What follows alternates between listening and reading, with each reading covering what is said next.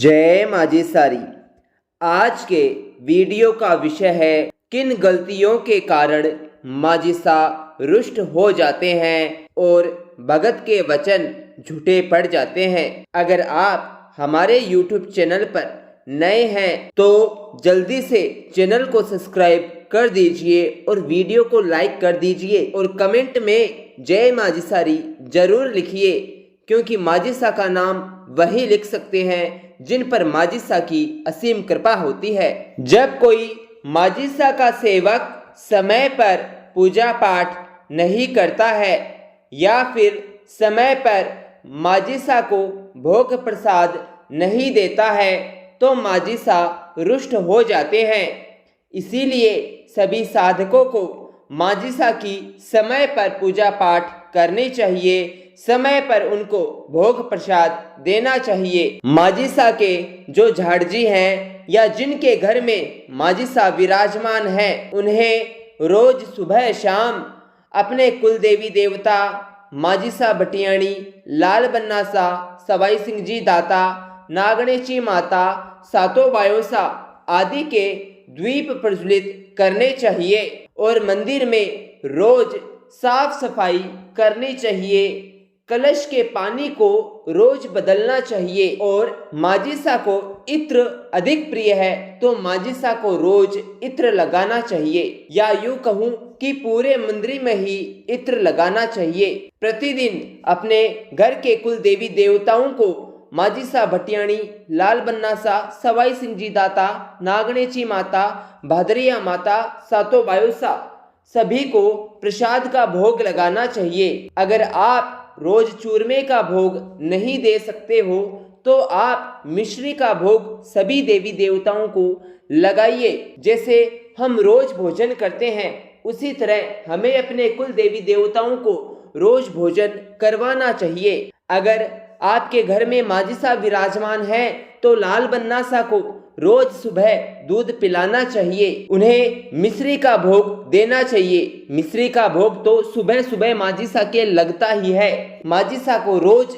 चूरमे का भोग या आपके घर में जो कुछ भी बने वो भोग देना चाहिए। विशेष दिनों में जैसे बीज, सातम, तेरस, चौदस के दिन माजिसा की, सवाई सिंह दाता की जोत करनी चाहिए और भोग में लापसी का भोग देना चाहिए। कुछ भगत लापसी का भोग देते हैं, कुछ भगत मेवे का भोग देते हैं और कुछ साधक अपनी श्रद्धा के अनुसार भोग देते हैं। माजिसा जब विराजमान हुए थे जसोल में सर्वप्रथम, तब उन्हें लापसी का भोग ही दिया गया था, क्योंकि माजिसा को लापसी अति प्रिय है। उन्हें लापसी का भोग बहुत प्रिय है, मेवे का भोग बहुत प्रिय है। माजिसा के नाम पर अगर कोई चढ़ावा मांगता है तो उसे माजिसा के क्रोध का भागी बनना पड़ता है। भक्त अपनी श्रद्धा भाव से जो करे वही उचित है और तभी किसी भोपाजी और किसी झाड़जी के वचन कायम रहते हैं। अगर वे किसी भक्त से पैसे मांगते हैं या अन्य कोई सोने चांदी जैसे चढ़ावे मांगते हैं तो धीरे धीरे उनके वचन सत्य नहीं होंगे और उन्हें अनेक यातनाओं का सामना करना पड़ेगा।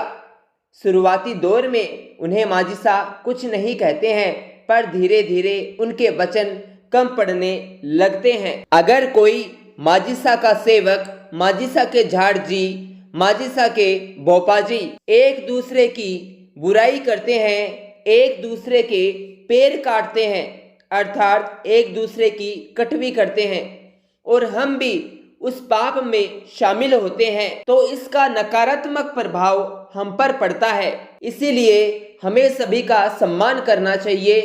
जिसके मन में जैसी भावना होती है उसको वैसा ही फल अपने आप मिल जाता है। हमें बस अपना ध्यान सिर्फ माजिसा पर लगाना चाहिए। माजिसा भटियाणी की अणक, जिसे हम टोकना भी कहते हैं, करने पर भी माजिसा रुष्ट हो जाते हैं।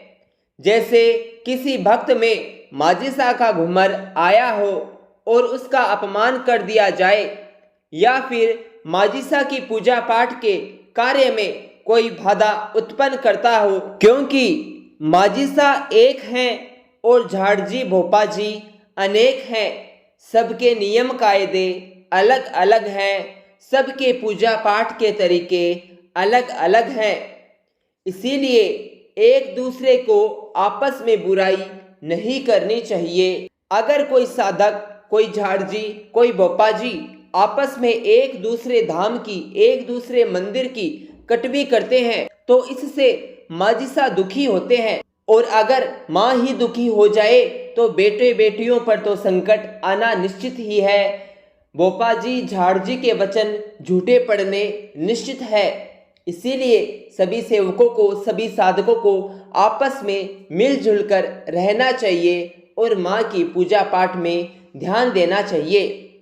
माजिसा की पूजा पाठ में कोई भी गलती नहीं करनी चाहिए, क्योंकि कहते हैं माजिसा के दरबार में गलती का कोई काम ही नहीं है।